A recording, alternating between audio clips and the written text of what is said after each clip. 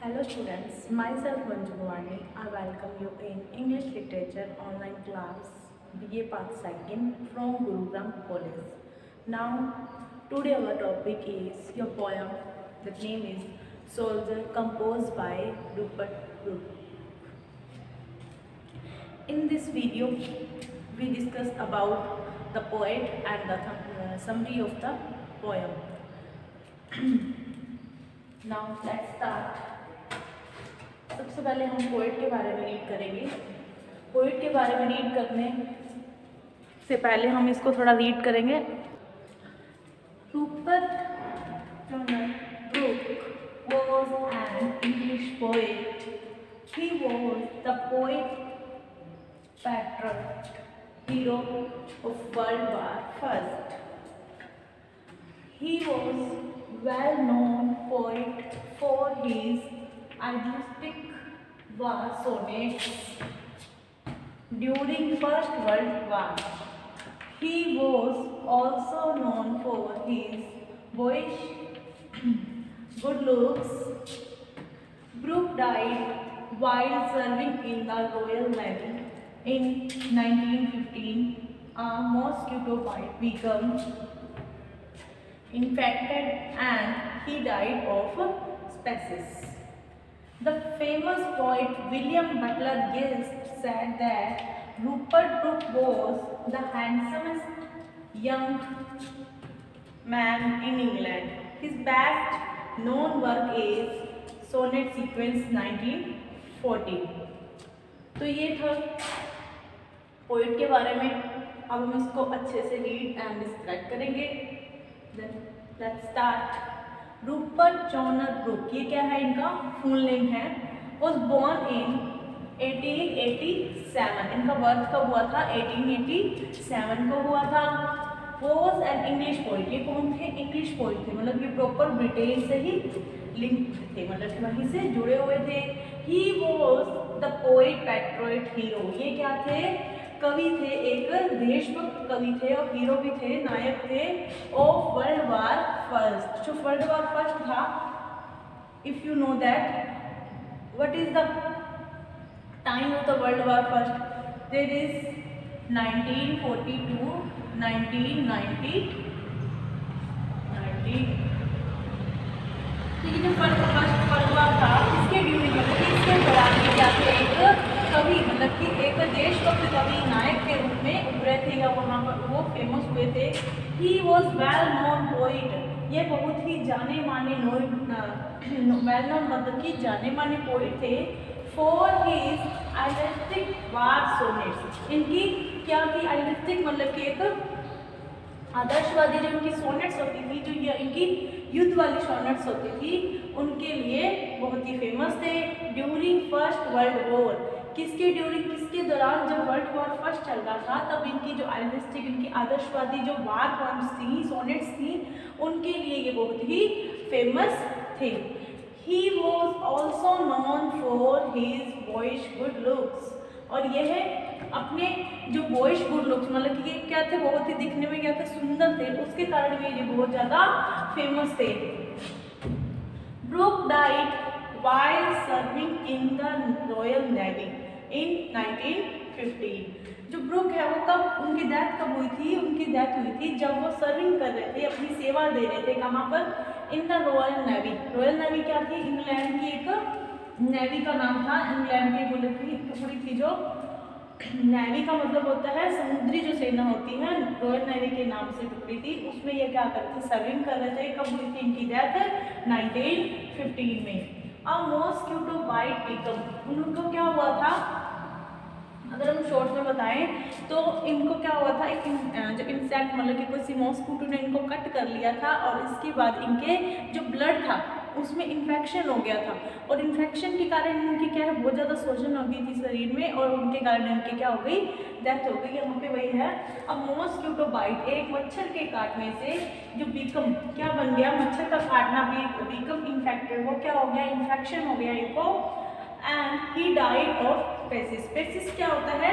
Infection का एक type होता है कि जिसमें शरीर क्या हो जाता है, फूल जाता है, बहुत ही ज़्यादा सोजन आ जाती है और जो ब्लड है वो सर्कुलेशन नहीं कर पाता, तो उनके कारण उसकी डेथ भी हो सकती है। तो इनको क्या है, ब्लड में इन्फेक्शन हो गया था मॉस्किटो के कट करने से during the his serving in Royal navy. जब ये रॉयल नेवी में मतलब वर्ल्ड वार के टाइम पे जब ये युद्ध लड़ने गए थे तो वहाँ पर इनको क्या हो गया था, एक मॉस्किटो ने कट कर लिया था और वहीं पर उनकी डेथ हो गई थी।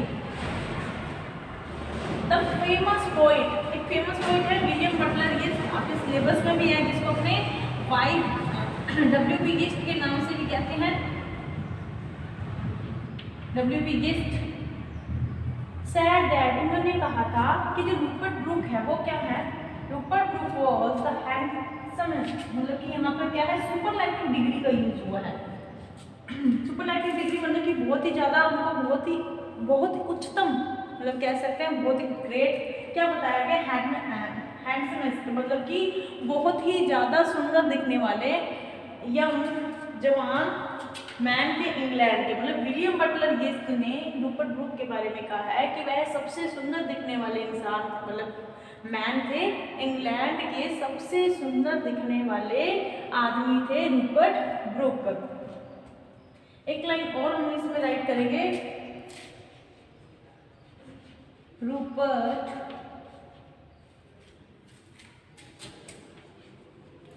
Brooke is known as a war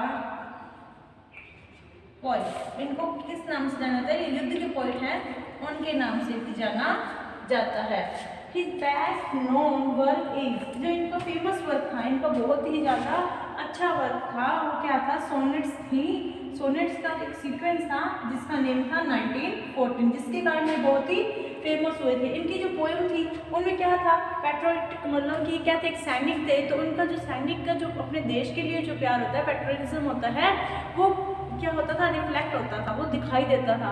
और जो इनकी पोएम्स थी वो चर्च में या अदर जो भी सोशल जो प्लेसेस होते थे वहाँ पर बोले जाते थे एज अ पैट्रिक सॉन्ग, मतलब कि पैट्रिक जो देशभक्ति गीत होते हैं उनकी तरह इनके ये जो पोएम्स होती थी वो बोली जाती थी। बहुत ही ज़्यादा फेमस थे इनकी जो पोएम्स थी, पैट्रिक पोएम थी, इनकी जो देशभक्ति वाली पोएम्स थी वो बहुत ही ज़्यादा फेमस थी। एक बार हम फिर से इसको रीड करेंगे। Rupert John Brooke was an English poet. जो रूपर्ट ब्रूक थे वो क्या थे, एक इंग्लिश पोइट थे, मतलब इंग्लैंड के रहने वाले थे।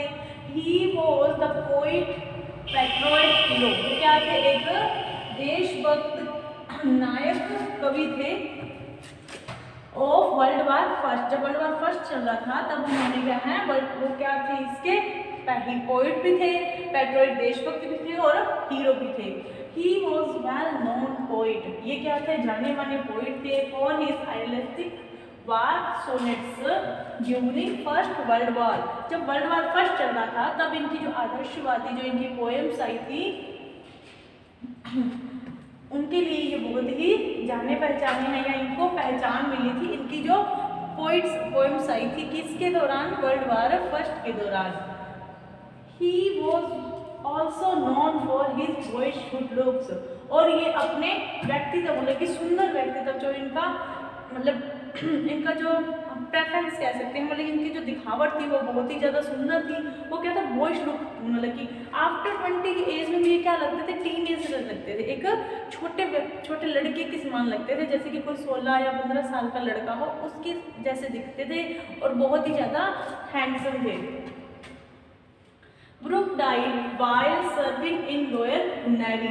जो ब्रूक है उनकी डेथ कब हुई थी, जब वो रॉयल नेवी में अपनी सर्विंग कर रहे थे, मतलब कि अपनी सेवाएं दे रहे थे इन 1915 में। अब मॉस्किटो बाइट बिकम, एक मच्छर के काटना बन गया था, क्या बन गया, इन्फेक्टेड हो गया था, उनको इन्फेक्शन कर गया था and he died of sepsis, और वह एक स्पेसिस से मर गए। मतलब स्पेसिस क्या होती है, a special type of disease, जिसमें क्या होता है, इन्फेक्शन के कारण शरीर में सोजन आ जाती है और उनके कारण जो पेशेंट होता है उसकी डेथ भी हो जाती हैं। The famous poet William Butler ये सेड दैट, जो फेमस पोइट हैं विलियम बटलर ये जिनका शॉर्ट नेम W.B. Yeats भी है, सेड दैट वे कहते हैं Rupert Brooke was the handsome young man in England. वो क्या कहते हैं कि जो रूपर्ट ब्रूक है वो इंग्लैंड के सबसे हैंडसम क्या है मैन है, यंग मैन है, युवा है इंग्लैंड के। एक best known work is sonnet sequence 1914। जो इनका जो फेमस सबसे ज़्यादा फेमस बहुत ही जाना पहचाना जो इनका वर्क है, इनका कार्य है, वो क्या है सोनेट सीक्वेंस है, जिसका नाम है 1914।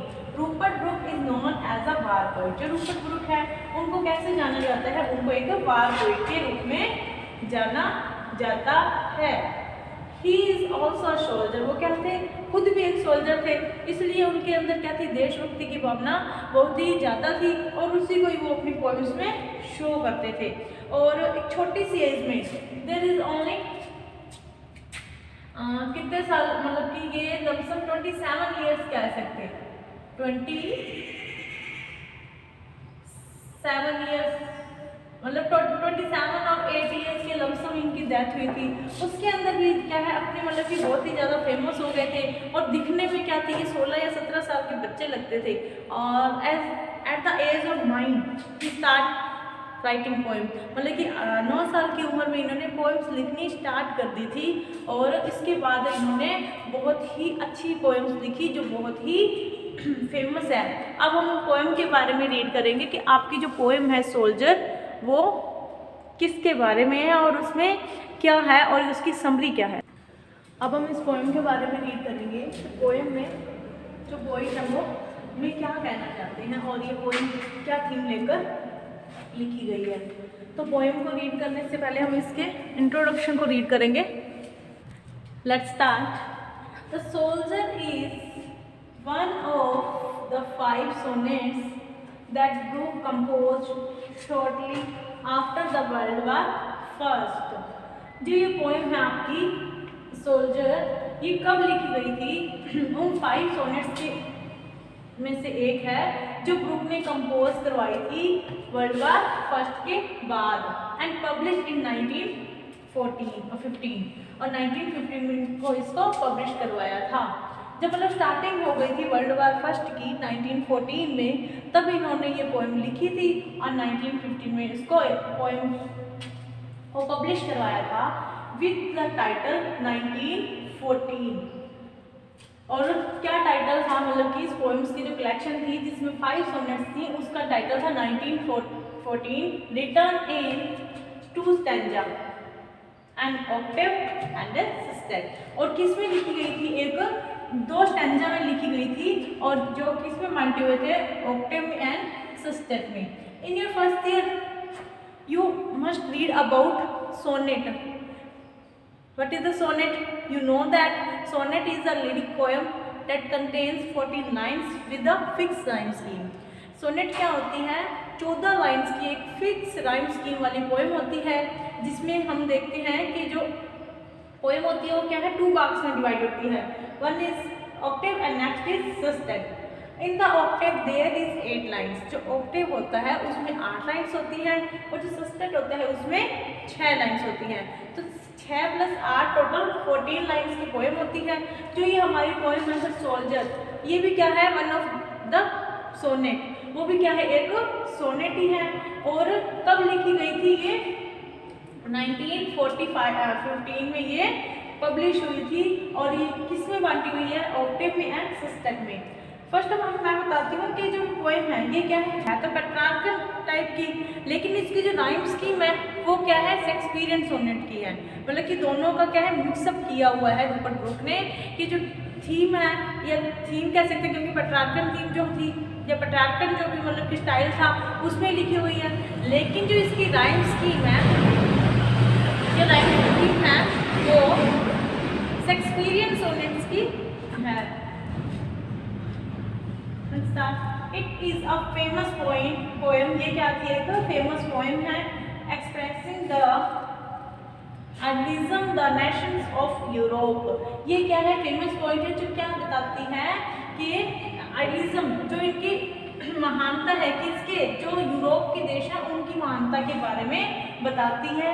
As they March in battle in 1914, जब 1914 में वो मार्च कर रहे थे, यूरोप के जो नेशन थे वो क्या कर रहे थे, मार्च मतलब कि चढ़ाई कर रहे थे युद्ध के लिए, तब उन्होंने ये पोएम लिखी थी। और उस पोएम के मतलब कि उस टाइम में जो वो क्या सिचुएशन हुई थी उसको एक्सप्रेस करता है जो ये पोइट है Rupert Brooke. In this sonnet, इस सोनेट में ब्रुक ग्लोरीफाइज मतलब कि सुंदरता का वर्णन करना होता है। जैसे वो बताता है कि ग्लोरीफाई करता है, सुंदर वर्णन करता है किसका, इंग्लैंड का, इंग्लैंड का सुंदर वर्णन करता है। During the first world war, जब वो वर्ल्ड वॉर फर्स्ट चल रहा था तब जो इंग्लैंड की क्या पिक्चर थी उसको बहुत ही अच्छे ढंग से पोइट इस पोएम में बताता है। He speaks death of an English soldier, an English soldier, वो क्या है, एक इंग्लिश सोल्जर के रूप में बोलता है।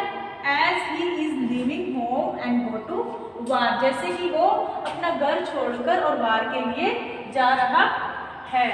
तो इस पोएम में क्या है, जो पोइट है वो एक सोल्जर के रूप में बात करता है ऑडियंस से।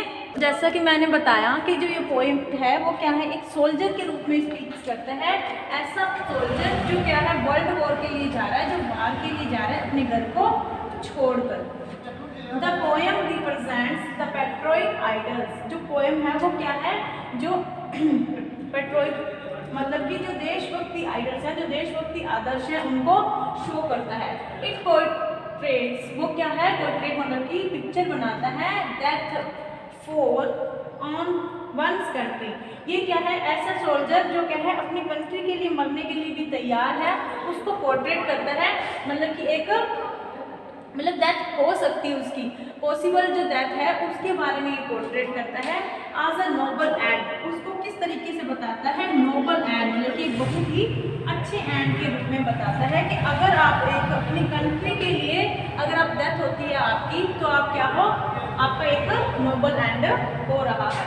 And England as the noblest country, और वो क्या बताता है, जो इंग्लैंड है वो क्या है, सबसे बढ़िया सबसे नोबल कंट्री है, फॉर विच टू डाई, और जिसके लिए मरा जा सकता है। मतलब कि वो अपनी कंट्री को मतलब इंग्लैंड को क्या बताता है, एक नोबलेस्ट कंट्री बताता है जिसके लिए मरना बहुत ही अच्छा है। मतलब इंग्लैंड के लिए मरना वो बहुत ही अच्छा मानते हैं। जो ये पोएम है उसमें जो पोइट है वो क्या कहता है, वो कहता है as a soldier who leaving his house या home for going to world war.